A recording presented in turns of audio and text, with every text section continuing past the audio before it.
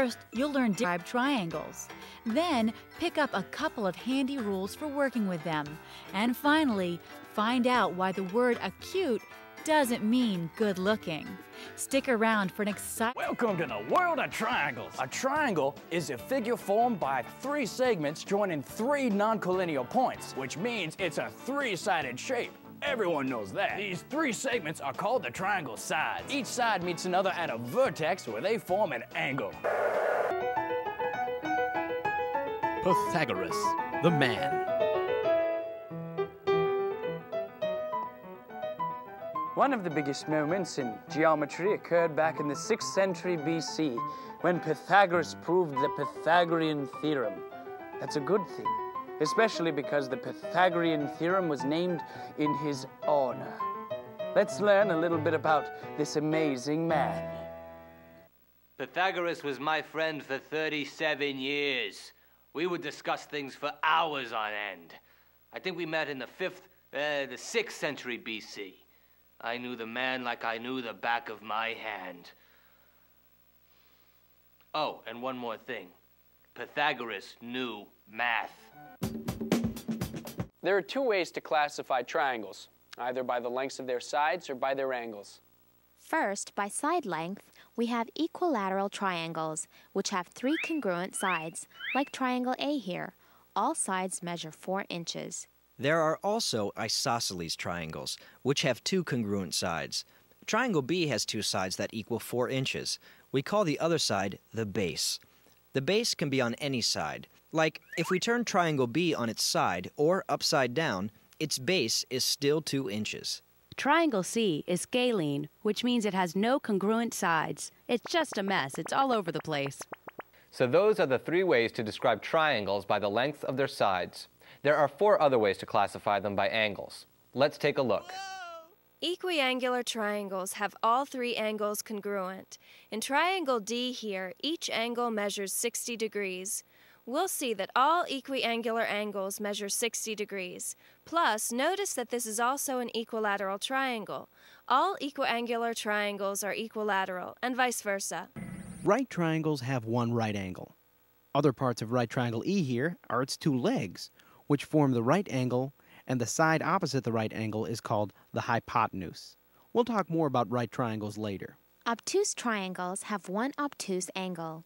So triangle F here has angles that measure 30 degrees, 35 degrees, and the obtuse angle, which is 115 degrees. Acute triangles have 3 acute angles. Triangle G has triangle measures of 40, 60, and 80 degrees. So now we know how to classify triangles, both by their sides and their angles. We can also classify triangles by their elements: earth triangle, fire triangle, air triangle, and water triangle. Get it? Elements, earth, air, fire, water. Now let's prove an important theorem about triangles that says the sum of the angular measures of a triangle is 180 degrees. Remember that we haven't proven anything at all about triangles yet.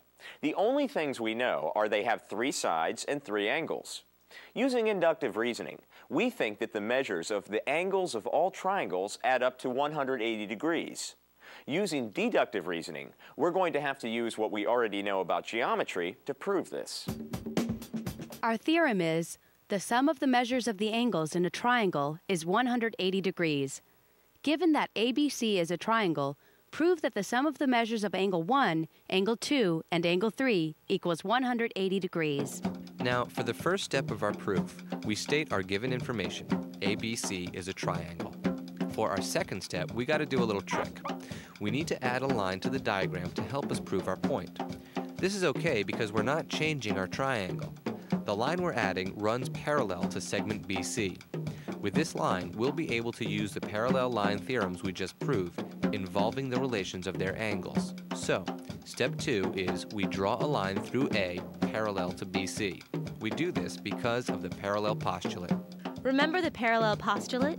This is what all of Euclidean geometry is based on.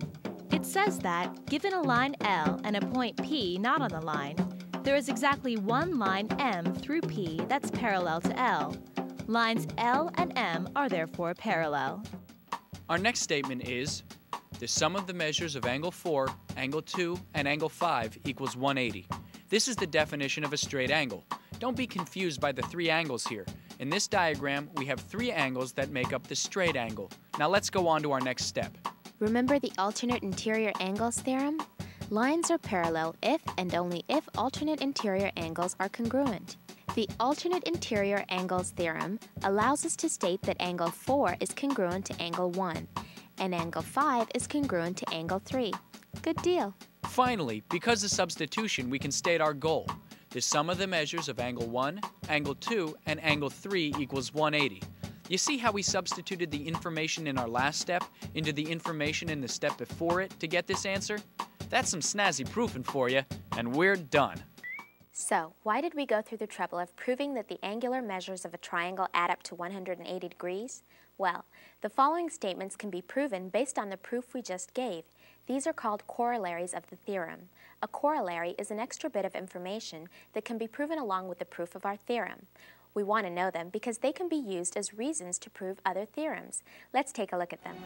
Our first corollary is, if two angles of one triangle are congruent to two angles of another triangle, the third angles are also congruent. Isn't that amazing? Our second corollary is, a triangle can have only one obtuse angle. If we have more than 90 of the 180 degrees accounted for by an obtuse angle, we have less than 90 degrees left for our other two angles, neither of which can be obtuse. How amazing is that? Our next corollary is, a triangle can have only one right angle. If we have 90 of the 180 degrees accounted for by a right angle, we have exactly 90 degrees for our other two angles. So, the others could be 45 and 45 degrees, 60 and 30 degrees, or even 89 and 1 degrees. But there can only be one right angle. Welcome to Planet Amazing. Our last corollary is, the acute angles of a right triangle are complementary. So what this is saying is, by definition, we have 90 of the triangle's 180 degrees accounted for by the right angle, and we have 90 degrees remaining for the other two angles. The definition of complementary angles is two angles whose measures add up to 90 degrees. Alex, I'll take amazing for 1,000. So there we have it. We'll use these corollaries later on as we work more with triangles. In fact, let's use some of them now. In this diagram, the exterior angle, angle 4, and angle 1 are supplementary. They form a straight angle. Therefore, the sum of the measures of angle 4 and angle 1 equals 180 degrees. Just like the sum of the measures of the angles of a triangle is also 180 degrees. Let's prove that the measure of angle 4 is equal to the sum of the measures of the two remote interior angles. Remote interior angles? What the? Oh yeah. Remote interior angles are the two interior angles, angles 2 and 3, which are not adjacent to the exterior angle, angle 4. You see? They're remote. So, the theorem we're trying to prove is, the measure of an exterior angle is equal to the sum of the measures of the two remote interior angles. To prove that the measure of angle 4 equals the sum of the measures of angle 2 and angle 3, we're given the information that triangle ABC has exterior angle 4. Let's set up a proof table. Our first statement is our given information. Triangle ABC has exterior angle 4.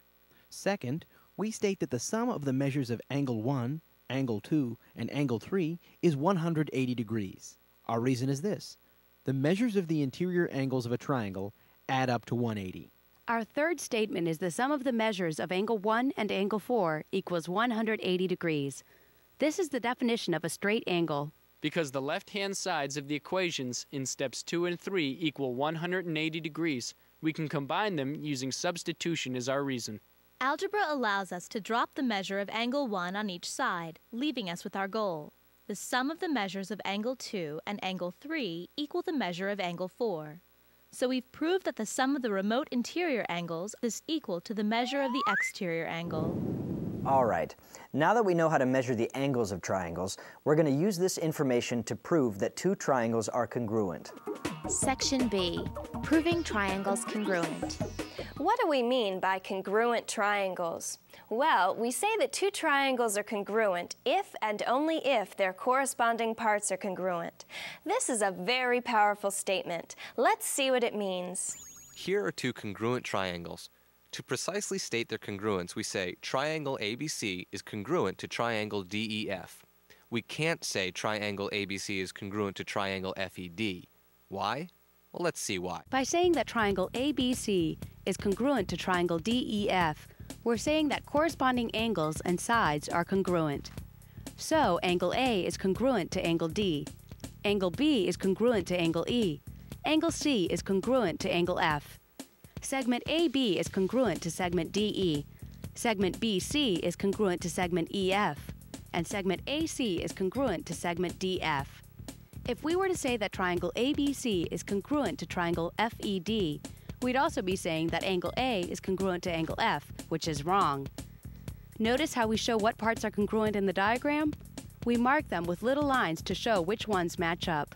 Note that the definition, two triangles are congruent if and only if their corresponding parts are congruent, uses the phrase if and only if, reminding us that this statement is really two statements, the statement itself and its converse.